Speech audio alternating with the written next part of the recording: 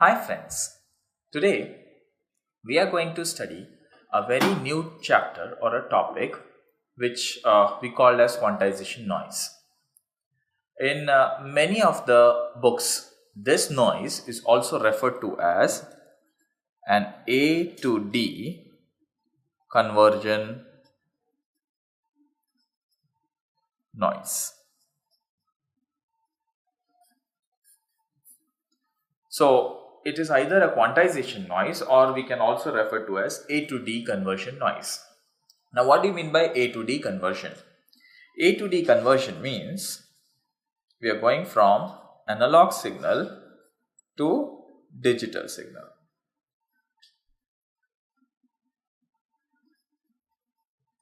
So in converting an analog signal to digital signal, we might get some noises or we might convert the number into some noisy signal. Now why we deal with analog signals? What is the need that we need to go with the analog signals? Now many a times it happens, like for example, you take an example of this lecture. You can take the example of this lecture that I am speaking. When I am speaking, the signals that are coming out from my mouth is being picked up by the microphone. Now when the signals are being picked up by the microphone, it has been converted to electrical signal. This electrical signal is an analog signal. Now if suppose I wanted to save this video in a digital format, or I wanted to process the signal using digital camera, which has been recording me this time. So if this camera is recording me digitally, then I need to first convert this analog audio signals into the digital signals, and then process on that audio system or audio file, and then produce an compatible digital audio file. Correct? So many a times it happens that my signals that are being inputted to the digital signal DSP is analog. So in this process, the first step I need to do is to convert these analog signals to digital signals. Okay, so I need a analog to digital converter. Now what are the basic components of this analog to digital converter? So the basic components of analog to digital converters are: first block of the analog to digital converter is an ideal sampler. Okay, so first step I will be performing is sampling. Now in sampling, I will be converting my XA of t, where A stands for analog, to a discrete signal X of n. Okay, now what is the characteristics of the signal? Here the time is discrete, but the amplitude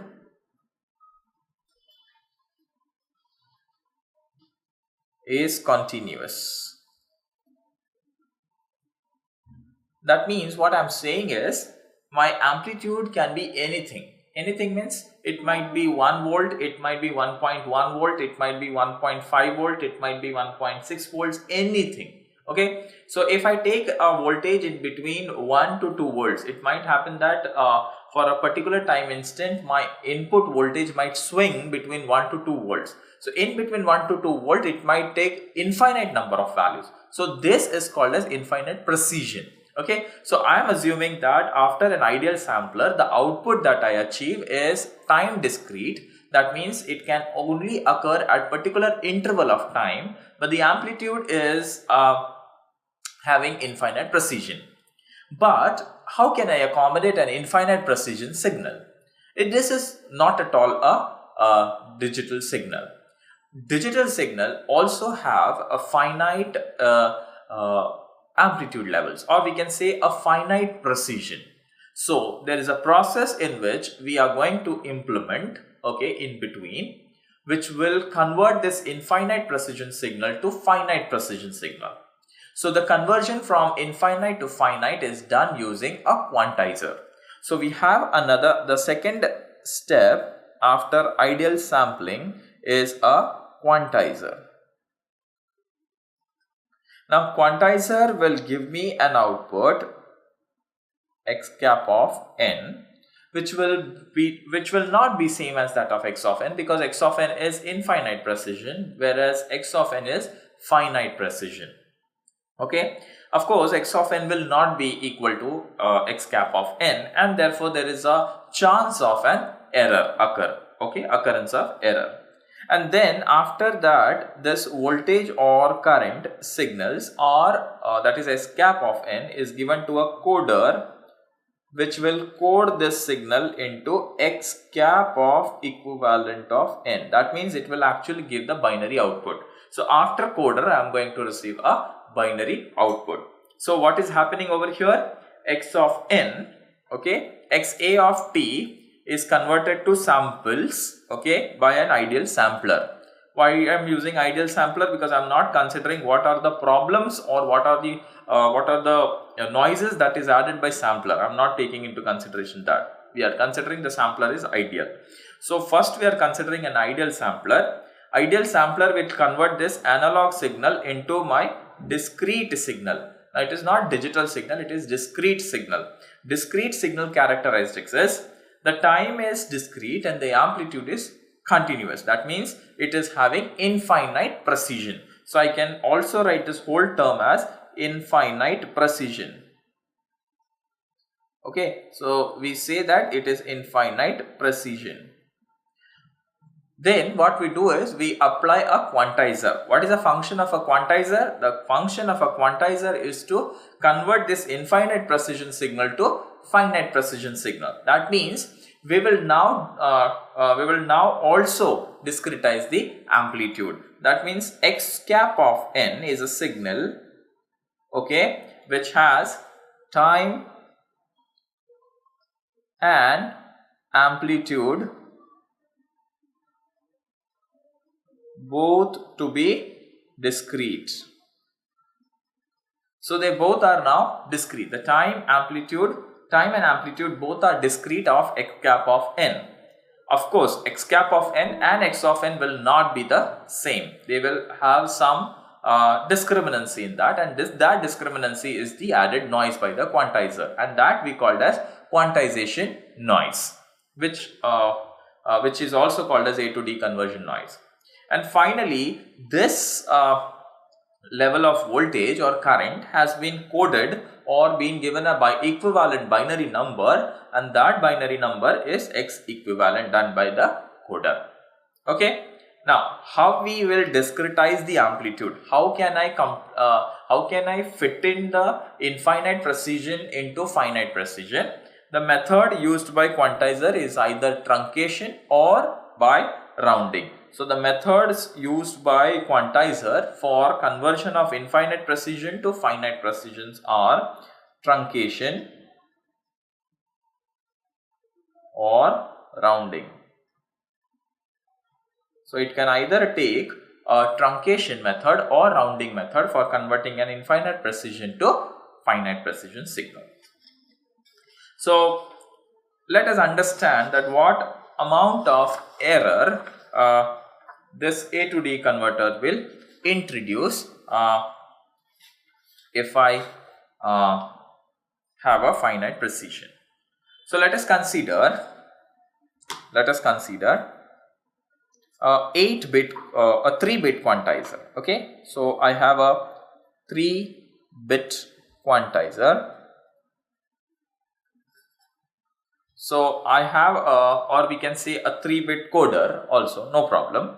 We have a 3-bit quantizer. So with this 3 bits, I can possibly give you 8 total levels, because 2 raised to 3 is 8. We are using binary representation, that's why the base is 3. If I would have used hexadecimal representation, there are 16 total bits. Then I would have used 16 raised to 3, then the precision will be more higher.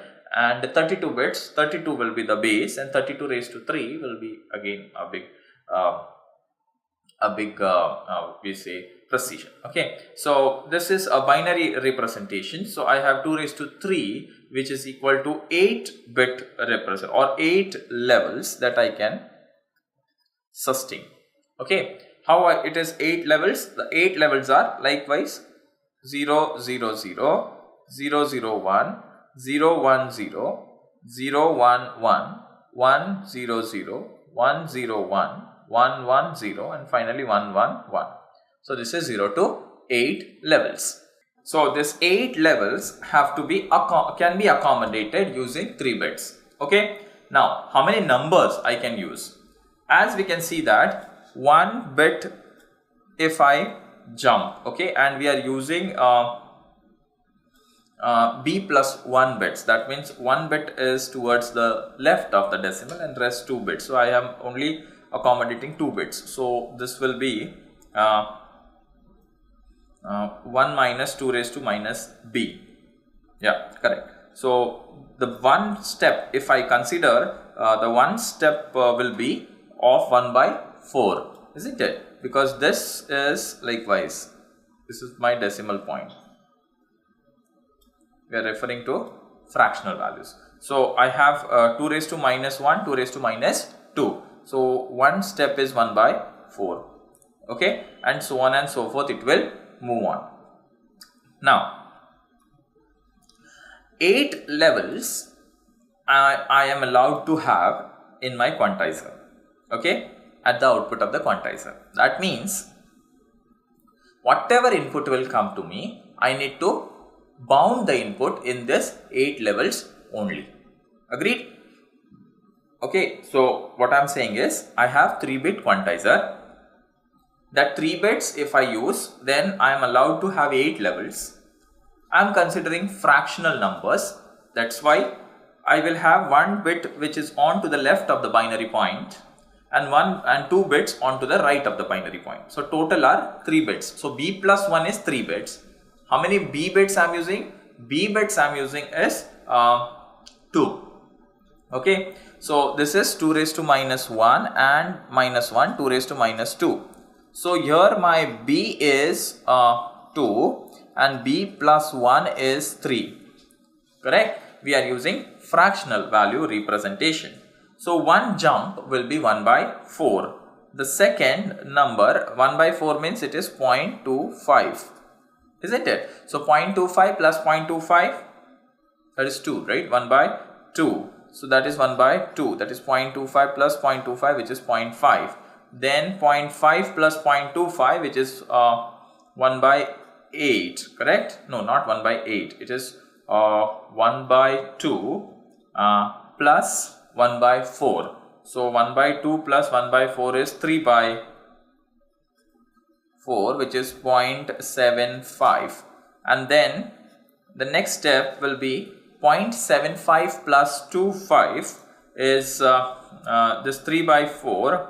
Or now, instead of going ahead, okay, if I use a 2's complement method, then I can say that up to this 4 points, these are my positive number, and this rest 4 I will use for representing a negative number, because it is not always possible that my input will be a unipolar signal. If it would be a unipolar signal, then all the 8 values would come on one side. Okay, that means my input is only allowed to take positive values. But in normal situation, my input might also have a negative values. That time I need to take care that this 8 sample will have positive as well as negative samples. Okay, so now the next sample that I will consider is to be 2's complement. So for the first 4 values it is as it is, but for the next 4 values it will be the 2's complement of a negative number. So here my input will be negative and here my input will be positive. If we will plot a graph of the quantizer output and the input, okay, so I will plot a graph of, let's say, quantizer. I plot a graph with the x-axis to be my x of n, okay, and my y-axis to be x cap of n. Okay, so this is a normal input, okay, and this is my quantizer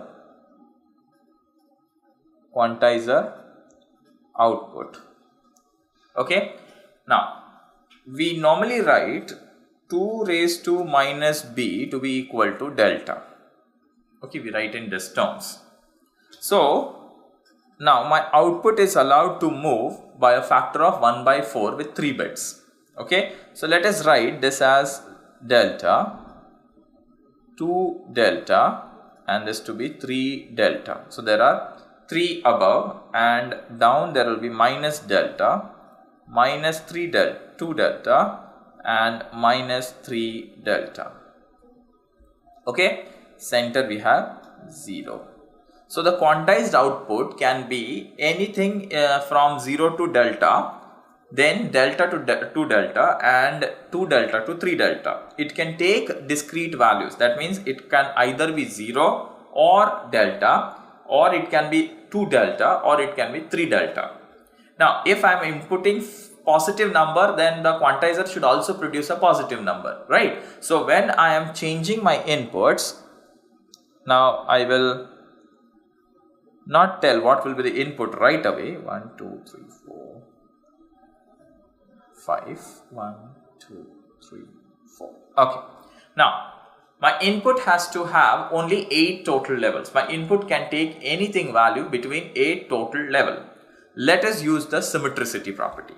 With this symmetricity, I say that my input will be, let's say, delta by 2 to minus delta by 2, means one step is of delta. Quantizer one step is of 2 delta. Input ranges I am giving is of 1 delta. So I am allowed to move 1 delta. This is 1 delta. Then next will be 3 delta by 2. Again, this 2 difference will be delta. Then 5 delta by 2 and 7 delta by 2. Okay. Similarly, minus delta by 2, minus 3 delta by 2, minus 5 delta by 2, minus 7 delta by 2, and here there will be minus 9 delta by 2. Okay. Why I will tell you. Now, for 0, 0, 0 level, so that is the first level. Okay. If my input varies anywhere in between, okay, I'm highlighting it much higher. If my input is varying anywhere in between minus delta by 2 to delta by 2, that is of one step, that is delta, my output, okay, of the coder will produce an output of, my output will produce a number of 0, 0, 0. Okay, so coder will produce output as 0, 0, 0. The next level can be, if my input is going, let's say, from delta by 2 to 3 delta by 2, again one positive step, then my output will be 0, 0, 1. Okay. Then next, if suppose my output goes from 3 delta by 2 to 5 delta by 2, so the quantizer output will be 2 delta, which all will be clamped to 2 delta, and the coder will produce the output as 0, 1, 0. And if suppose my output is in the range of 5 delta by 2 to 7 delta by 2, the output produced, okay, in this range is 3 delta of the quantizer, and coder will give the value as 0, 1, 1. Okay. Now, can I go up, because there are only 1, 2, 3, 4 steps has been covered. I cannot go up because I have only 8 levels and I have to also accommodate the negative numbers. So these are all about positive numbers. Now let us go to negative number. If the input is negative, the quantizer should also produce a negative value, right? So if I have an input negative and quantizer also gives negative, that means this axis, then the output will be somewhere in this region. So the quantizer graph is in the first quadrant and in the third quadrant, because x cap and x of n are different in magnitude, but they are not different in sign. If positive input is given, quantizer will also have a positive output. If negative input is given, quantizer will also produce a negative output. So now if my input is between minus delta by 2 to minus 3 delta by 2, then my output will be, I'll draw with some other color. So it will come over here. The red mark shows it will be up to 3 by 8, and let me give now the value as 1. Okay, it will not be 1 0 0, but it will come as 1 1 1 because of the 2's complement method we are using. Okay, if it is in between minus 3 delta by 2 to 5 delta by 2, the output is 2 delta, and it will swing. Okay, likewise, and the output bits that I will give to this is 1 1 0, let's say. Okay, if suppose the output goes from minus 5 delta by 2 to minus 7 delta by 2, then the output will be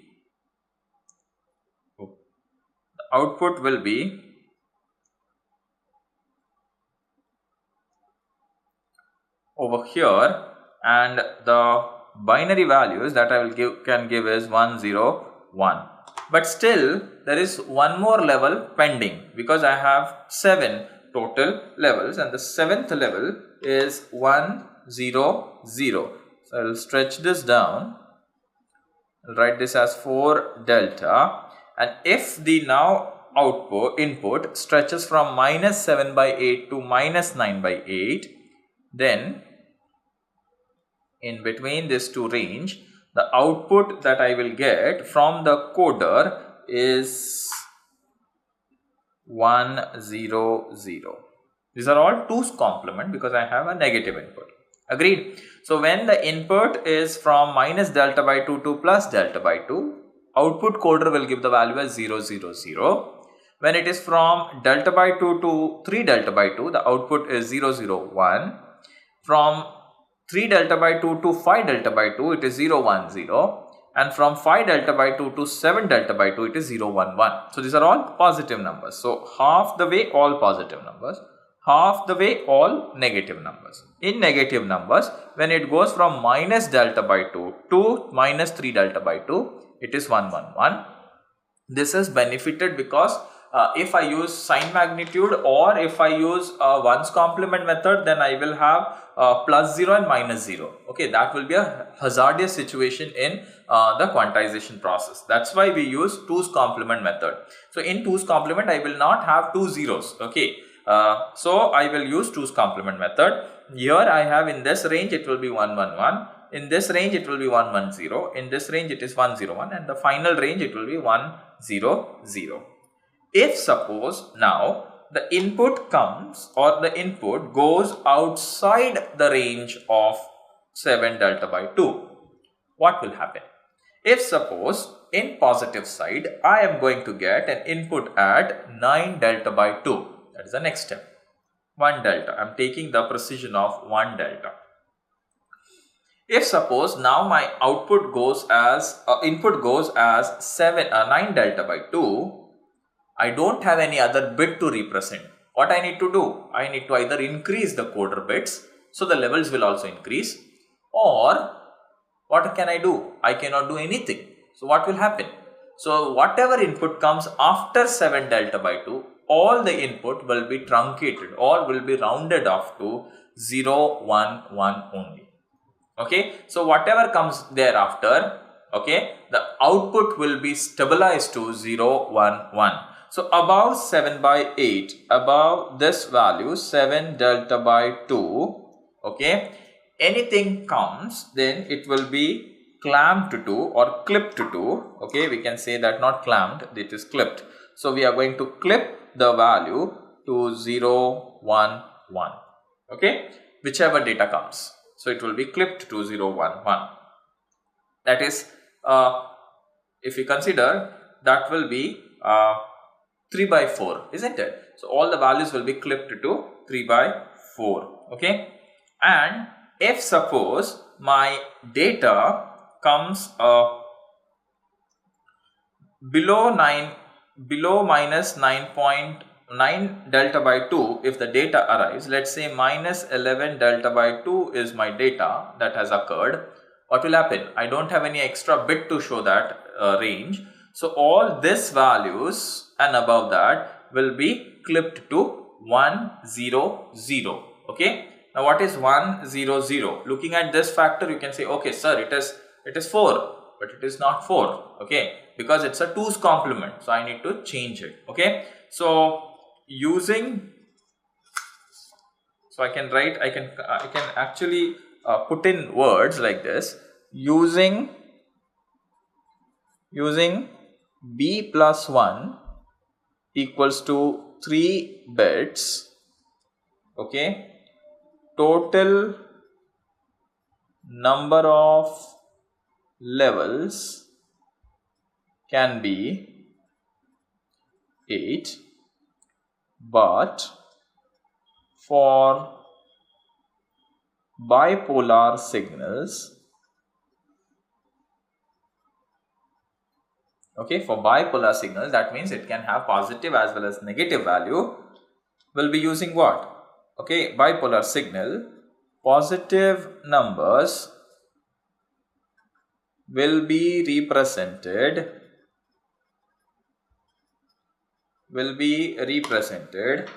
okay, using will be represented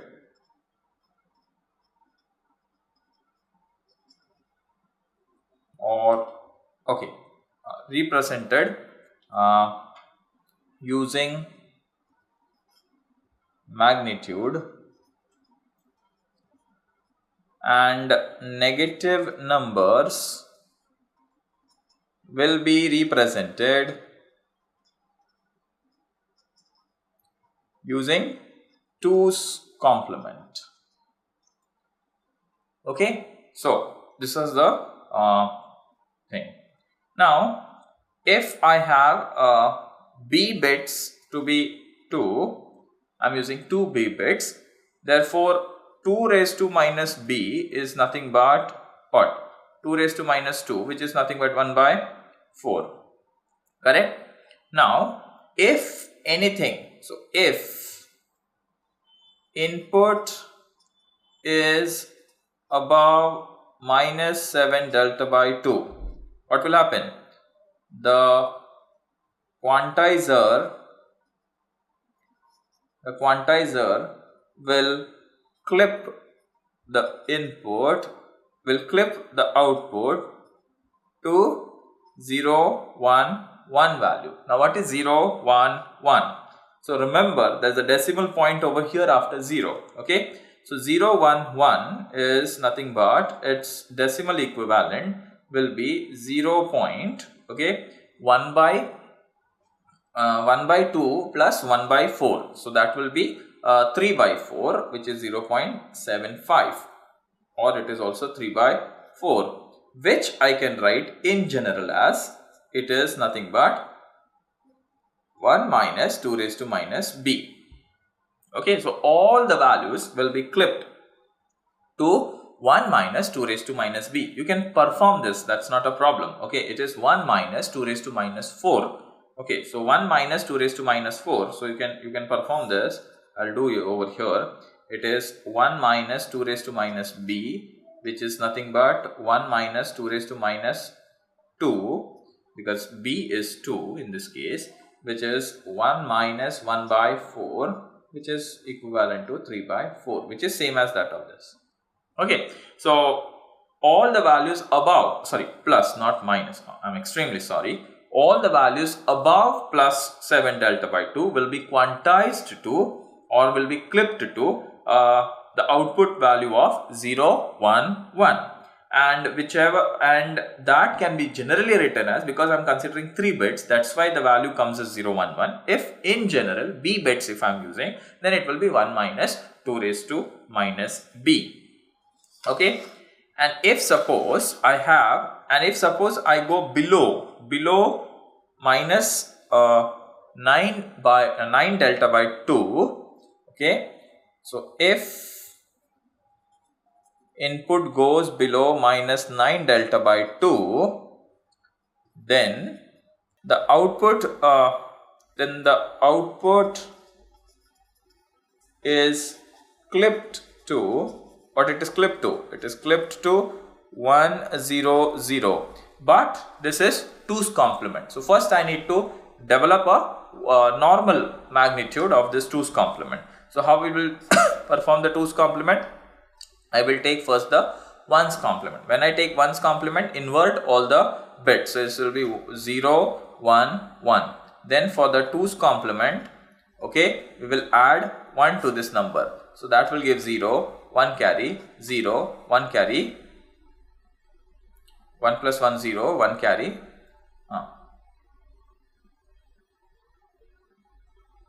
1 plus 1, 0, 1 carry and 1. Okay, so yeah, correct. So that is the answer. That is 1.00. So 1.00, if you write like this, this is 2 raised to 0 dot 2 raised to minus 1, 2 raised to minus 2. So this will be 1.00. But I am using 2's complement, it will be minus 1. I am exactly correct. I got confused. So this is minus 1.00. So all value below minus 9 delta by 2 will be clipped to minus 1. Okay, this minus sign is coming because I am using a 2's complement method. Okay, so this is how the quantization will occur. Okay, I am considering only rounding. I will round it off. Okay, how we will do rounding now, I will explain you. Suppose my input is delta by 2, that is this value. Then the output that I will produce is 0, 0, 0, 0. Okay. Suppose now the input comes as anywhere in between delta by 2 to 3 delta by 2. Okay. If it is delta by 2 to 3 delta by 2, halfway, midway, then decision goes up to me that whether I should upgrade it to above or I should bring it down. If I bring it down, then what will happen? It will be truncation. If I make it up, then it will be rounding. Okay, so we normally consider rounding. So we will always go to the next higher level. Coming back down, we'll also introduce the same amount of error, and going up to the next level will also introduce the same error. Okay, so it doesn't matter. So we will always go to the next higher level.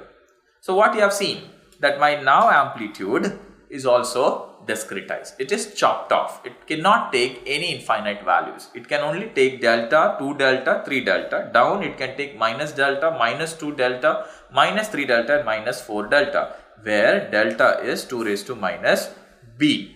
Okay, and b in this case is 2. Okay, it is not 3. 3 is for b plus 1 because we are considering fractional values. Okay, so this is how the quantization will produce the output. Okay, so now if I suppose produce an error, if suppose I wanted to find what is the amount of error, or we will also introduce one more factor which I lost in between. The factor is like this. Now what sort of inputs, if I want that all the inputs should get different sets of value, because this is non-linear, totally non-linear system. If you can see, this is not at all a linear system. Okay, it is non-linear system because here there are discontinuities in the function. Okay, you can see there are lots of discontinuity in the function. So this function is not at all linear. So quantization is a non-linear process. Okay, and it will produce an error. But what sort of inputs, okay, if I give, then my output is bound to change. Okay, so up to 7 delta by 2 I can give the input.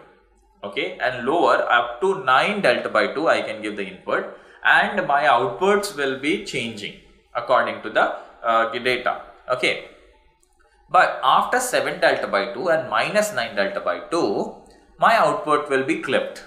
Okay, that means my input will not be changed at all. It will all be clipped to one value. Okay, whatever the input changes above that, whatever random change or whatever maximum change it occurs, it all will be represented as minus 9 delta by 2.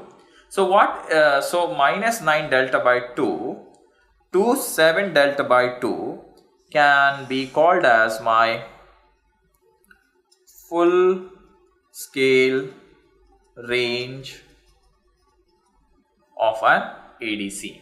So this is a very important factor which we called as full scale range of an A to D, which is indicated as RFS. Okay, R for range, FS for full scale.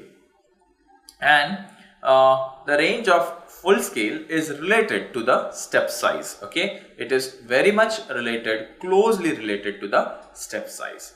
So this is how a full scale range is defined. Full scale range, the meaning of it is in this, with the 3-bit as an output, okay, I can only implement minus 9 delta by 2 to plus 7 delta by 2 inputs. Okay, beyond that the output will be clipped. Okay, that is called as a full scale range of a quantizer or an A to D converter. Okay, so that is a very important factor that we are going to deal with. Now the full scale range is, of course, as I told, that it is depending on the step size. So the full scale range for a bipolar is given by RFS equals to 2 raised to B plus 1 into delta. Okay, so it is given as it is given with a formula called as B plus 1 into delta. Okay, so that is what my full scale range is given by. Agreed. And the final X equivalent, okay, X equivalent, which is a binary output, is having a very close equation or a relation with RFS, which is given as 2x cap, which is quantizer output, which is given as an input to the coder, divided by RFS. Okay, with this input bound, the X equivalent is bounded to take the value from minus 1 to plus 1. Okay, therefore I cannot have an infinite input. My input will also be bounded, and the bound on input is given as, okay, this is coder bound, this is RFS coder relation, this is my RFS step size relation, and because of this bounds, I have the bound on my input. It cannot take any random value now. XA of NT, which is the output of my sampler, has to be in the range of 2 raised to minus B plus 1 delta by 2 to 2 raised to B plus 1 minus 1 delta by 2. So this is a bound on my input. Okay, so this is how the input is been bounded in a quantizer, which is also related to RFS. Finally, we will see what is the noise. So the noise that has been generated due to this, let us consider only rounding, will be given as E of n, which is nothing but a difference between x cap of n minus x of n. Okay, or x cap of n minus x of n. Some books also referred this to as q of x of n, where q is called as a quantizer function. Okay, so it is x cap of n minus x of n. Okay, if we assume rounding, then what will happen is, and we know that rounding is a bounded error. Rounding error is given as E of r, just for your recall, which is bounded by minus 1 by 2, 2 raised to minus b minus 2 raised to minus b1 to 1 by 2, 2 raised to minus b minus 2 raised to minus b1, where this is just for your recall purpose. B1 is before rounding bits and B is after rounding bits. So we have before rounding bits, which is called as B1, and B after the rounding a number. So now the error is bounded. Now always B1 is greater than B. That's why we can neglect the second term, because 1 upon 2 raised to B will be a very smaller value, because B1 is a very larger number. Okay, that's why we will write the bounded error, or the error, if we assume rounding, to be E of n to be minus 1 by 2, 2 raised to minus B, to 1 by 2, 2 raised to plus minus B. Okay, and what is minus B? We are written 2 raised to minus B. 2 raised to minus B is written as delta. So it will be 2 raised minus delta by 2 E of n to delta by 2. So now I can draw the error which will be bounded with respect to the input. So we will draw an error. Let's say this is my input, which is x of n, and this is my error, which is E of n, which is x of n minus E of n. Then the error will be bounded with, okay, it can take only two values, that is minus delta by 2 to plus delta by 2. Inputs that we are considering is delta by 2, 3 delta by 2, 5 delta by 2, over here 7 delta by 2. Here it is minus delta by 2, minus 3 delta by 2, minus 5 delta by 2, minus 7 delta by 2, and here I write minus 9 delta by 2. Okay. Now the input, okay, if it is input is taking 0 value, no problem, 0. As the input will start moving from this value to this value, I am going to round it up to the above value. So the value will start increasing its error. So the error will be mostly negative. Okay, the error will be negative. And for the negative number, the error will be positive. So it will be likewise. Okay, similarly, when I am at 3 lambda by 2, there will be no error. So that is 0. That is the exact value. The input is 3 delta by 2. But if the error is lower than 3 delta by 2, the error will be positive.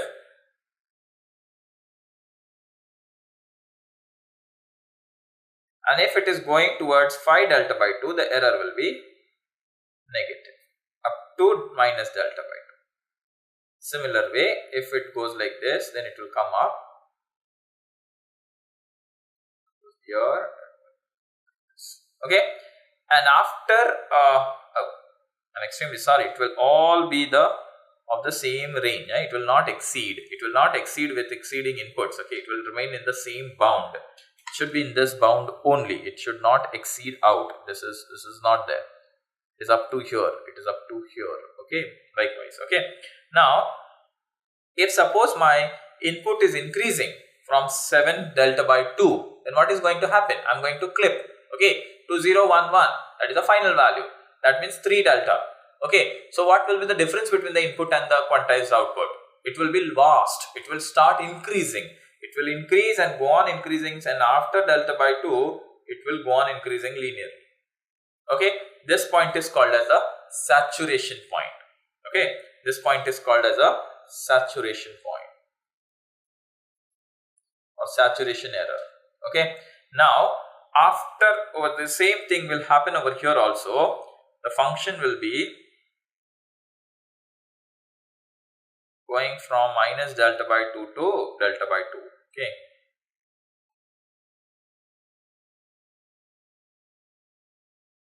I missed out something. Okay, and after 9, this function, which is coming like this, will go on increasing likewise. So this also is called as a saturation error. Okay, and what this will be my? This will be my RFS, that is full scale range. Beyond 7 delta by 2, saturation error. And the error which is swinging between minus delta by 2 and plus delta by 2 is called as a granular noise or granular error. Granular error. So we have two errors after quantization. One is called as a granular error and one is called as a saturation error, which is also called as overload error. So once we have an overload error or we have a granular error. If the error is swinging between minus delta by 2 to plus delta by 2 or if the error is in the RFS of a A to D converter, then it is called as a granular error. If the error is going beyond the RFS, then it is called as an overload error. So these are the basic two types of error that we have in the A to D converter.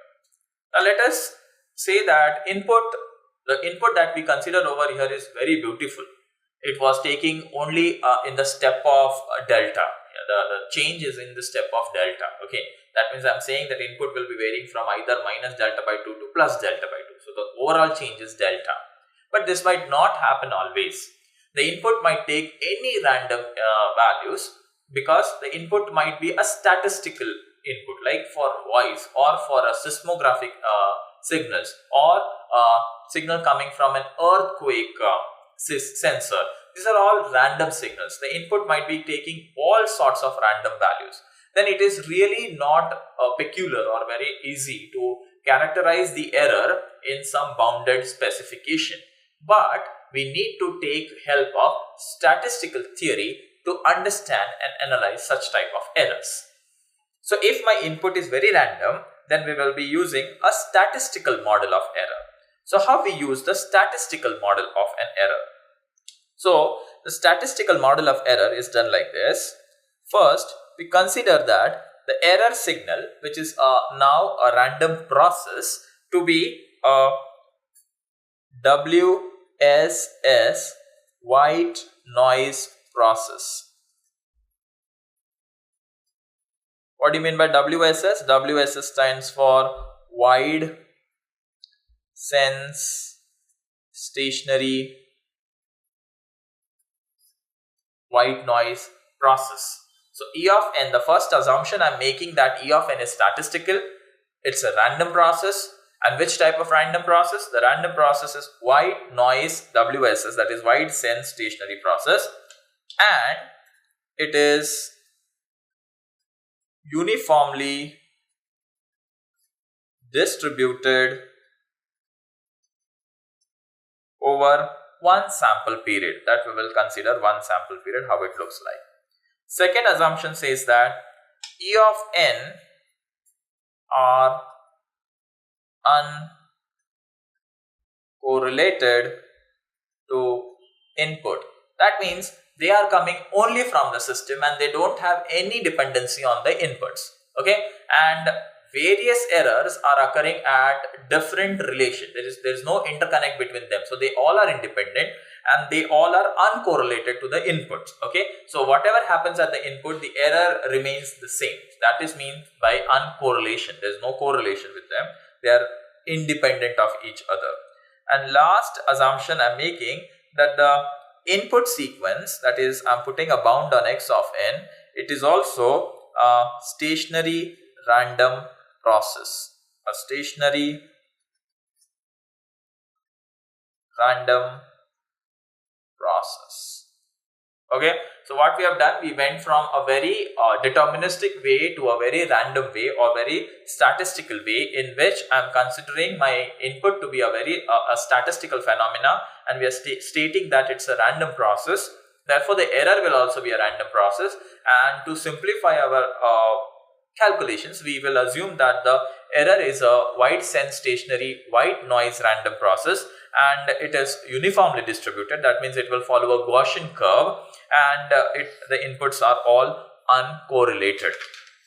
Now, so what does this signifies us is, it will give us a certain amount of calculations, and the calculations that it will produce is about the mean and the variance of this noise. It is very important because variance will give the power of the noise and mean will give the mean will give the average error that will be introduced by all the noise sources. So the statistical model for the quantizer we can now draw as x of n, okay, added with the error e of n and produces x of x cap of n. Okay, we did the process vice versa, that we have shown that x e of n is x cap of n minus x of n. So we can now say that the error introduced by rounding in x of n will produce my x cap of n. Okay, now with the assumption of the error signal that it is uniformly distributed, the PDF of or probability density function, okay, of the error, which is I write as P of E of the function E of n, is given by a uniform distribution from minus delta by 2 to plus delta by 2 and the height of delta. Okay, so the mean of the error, that is m of E, will be equal to minus delta by 2 plus delta by 2 upon 2, which is equal to 0, and the variance will be, okay, sigma E square will be equal to, okay, delta by 2 minus delta by 2 the whole square, okay, or you can say plus delta by 2 the whole square, okay,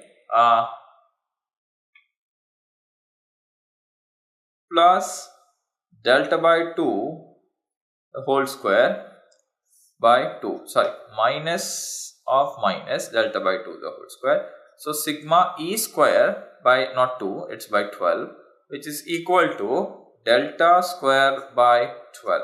So the major components that you should consider is sigma E square is delta square by 12 and mean is 0 of the error with our assumptions. Okay, now this is nothing but the power of noise. The variance is called as the power of noise. Okay, so this is how we analyze an noise source which is hidden inside an A to D converter. I hope you have understood what is an A to D converter and what is its noise. So quantization introduces noise. Thank you.